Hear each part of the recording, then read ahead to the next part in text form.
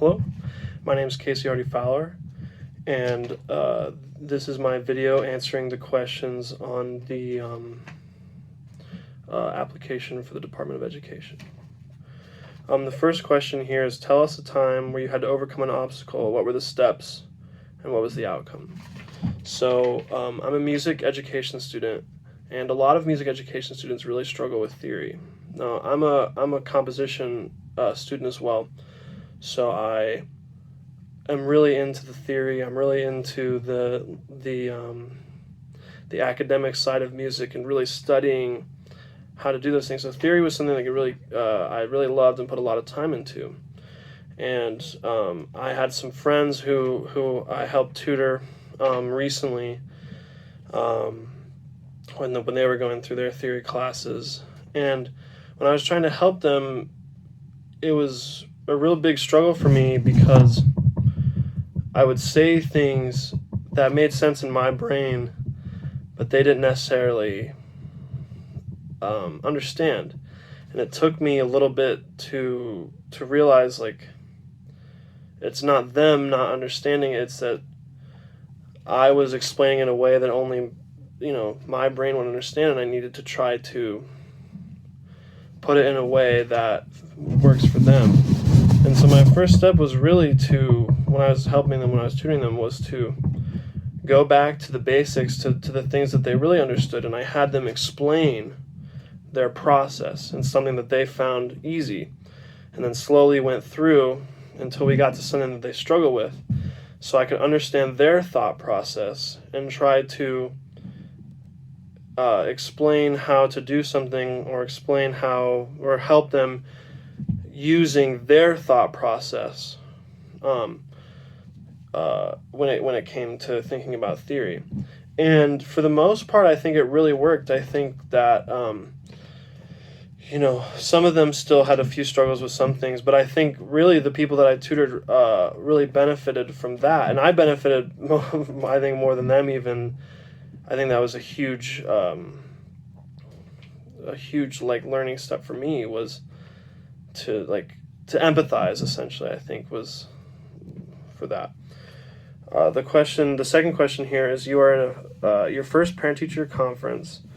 What are the most important things to communicate? Again, being a music education teacher, I think for most teachers too, the first thing I would communicate is that their child's education comes first to me. I see a lot of people coming up in the music ed world who are really focused on competitions. They're really focused on, trying to have the best choir, trying to have the best this. And I think those things are important, to have a really excellent band and to have a really excellent choir or a really excellent music program. But I think the main thing is to give each child a learning experience that is unique and that is special to them, and something that they'll remember for the rest of their lives. And so I would do the best of my ability to communicate that to the parents, that their children and their education comes first. And that if, having a great choir is also awesome, and that, and that would be great to be known as a good choir director, but their child is the most important. All right, question number 3. You have a class of 22 students in your first year of teaching. There are students in your class that are above level, and students that are severely behind. What are your next steps in reaching all the kids in your classroom? This is something that I'm really interested in learning more about as well, as I continue through the education courses. But I think one of the things that I really enjoy is pairing students together of varying skill groups. And so I think if you have some students that are really advanced and some students that are really behind, I think pairing them together, not all the time, but I think a lot of the time, can really be beneficial to both students, because I know that teaching is the best way to show your knowledge, and a lot of times as a student, sometimes hearing it from another student can really be the difference maker in understanding something. Number 4 is, what role do you believe technology plays in learning? This is something that it's hard for me to give like a new, like, a super exact answer, but I think that if you're a teacher who is good at working with technology, I think that it's an excellent tool in the classroom. But I also think that you can run a great classroom with very minimal technology. I think that the day we're in, and especially with everything going on in COVID, I think that being proficient in teaching with technology is important now. And I think that you can do some really amazing things with technology. I personally went to an all Google school where we all submitted things online. Everyone had laptops. And I found that as a student who in high school was a little disorganized at times, I found that really helped me stay organized and stay on task with things, because I could so clearly put it all on my computer. And for some students that's different. For me, that's just how I felt. I think as a music teacher, there are some specific apps and electronic tools that can help you and your ensemble be in tune. You can help students. There's tools you can use to, they sing along or play along to a track to check their progress. So you can check their progress in practicing. I think it can be a really amazing tool. You have an irate parent that is upset with you and requesting a meeting with you and the principal. How do you handle this situation? What does professionalism mean to you? Well, my first step would be understanding why the parent is upset. I think that's the most important part, because I think if you understand their situation, even if they're maybe misunderstanding and they're upset about something that is a misunderstanding, I think that if you understand where they're coming from, then you can quickly come to a solution.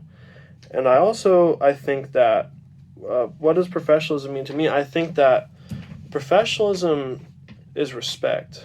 I think it's that we all respect each other's talents, we all respect each other's intellect, and so we come into the room and everyone knows and respects everyone else.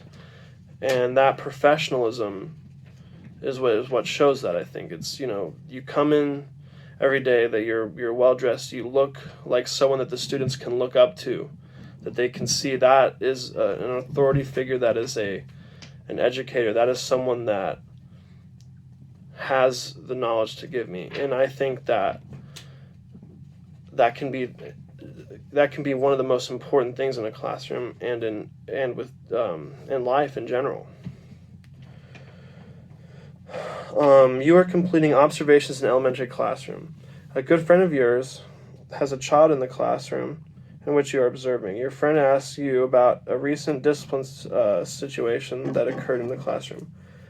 How do you respond in this situation? Well, I mean, I do have a friend with a child, and I've not, he's too young to observe. But I think in that situation, I would always just say, you need to go to the teacher and ask, because I wouldn't want to misrepresent something. If I'm only observing maybe one day and I just see something happen, I don't want to, misrepresent something. I want to make sure that he gets the full story. And I think the best way to do that is to go to the school or go to the teacher and the administration.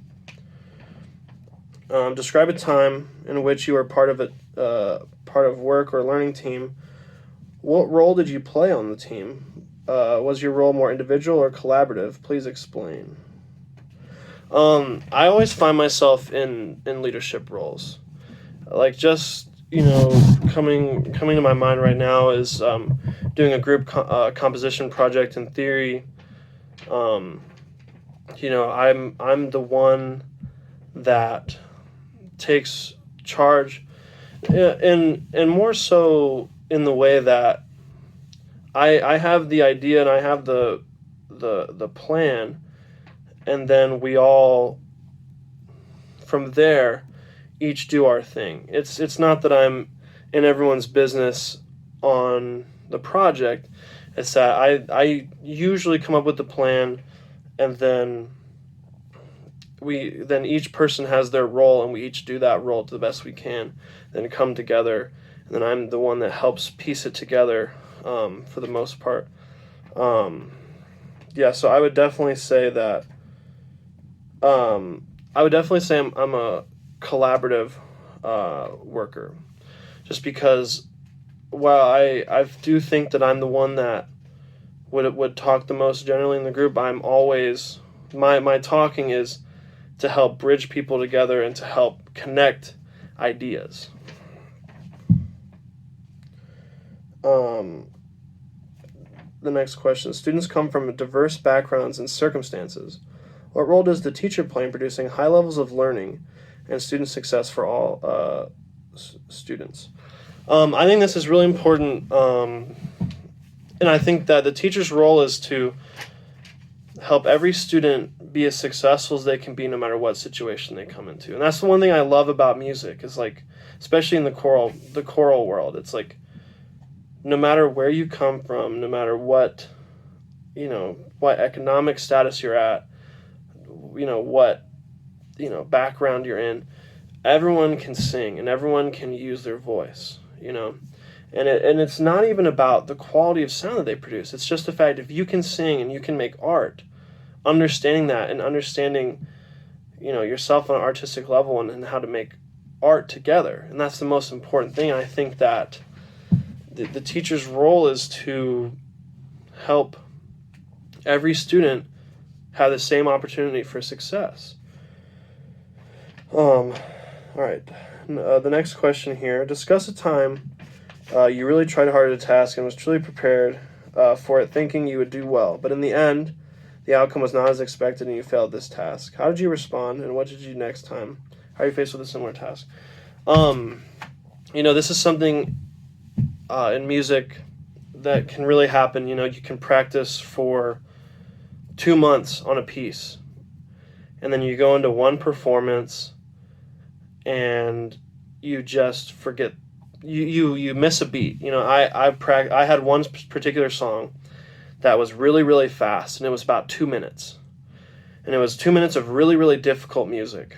And I came into one of my performances for the faculty, and just for one instance, I had performed it perfectly that the whole week before, 2 whole weeks before, and in the one instance when I was performing in front of people, I just missed a beat, and the song was so quick that it really threw the whole thing off, and and that was it, and that was my piece, and it was really, really frustrating for me because you work so hard at something just for the outcome to not be what you expected. When I wrote a piece and I had it performed, the performers did their best, but the piece just didn't work with real people. And it's the same situation. And I think in those 2 instances, my response is always to let that motivate me to work harder, and let that motivate me to know that there's always room to grow. And as comfortable as I may be in something, and as confident as I may be in something that I produce and something that I do, there's always a way to make it better, and I should always be striving to improve anything that I do and never be satisfied with the status quo, and always keep improving.